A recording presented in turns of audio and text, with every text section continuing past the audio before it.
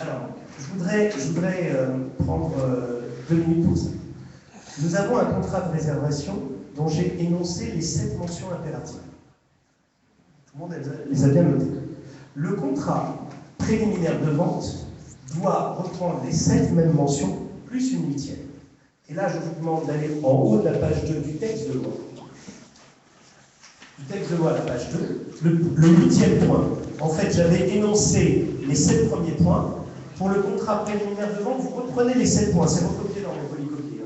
Mais il y en a un 8e qui vient s'ajouter. Et regardez le petit ajout qui change beaucoup de choses. Les références de la garantie de remboursement des frais payés en cas de non-exécution du contrat de vente par le vendeur ou la caution de fin des travaux ou assurances. Ça, c'est la règle. C'est-à-dire qu'en fait, vous avez l'impératif pour les vendeurs en état de futur achèvement de fournir ce qu'on appelle une garantie.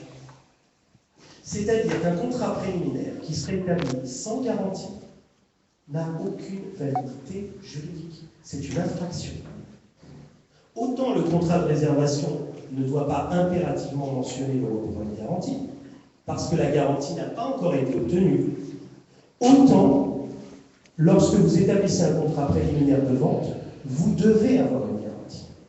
Parce que le contrat préliminaire de vente va engager le vendeur à finir les travaux. Alors, vous connaissez bien la problématique de la VFA. J'avais fait une étude comparative avec la France et j'avais juste précisé que j'avais été interrogé par les promoteurs à ce sujet. L'idée était simple. En France, vous avez une acquisition immobilière sur 2 qui se fait sur place. Vous comprenez bien que si on avait au Maroc un système foncier et un système de l'État pérenne, on pourrait créer beaucoup et vendre beaucoup plus parce que pour un promoteur, c'est beaucoup plus aisé de faire financer sa construction au fur et à mesure que de financer avec ses fonds propres ou avec un prêt.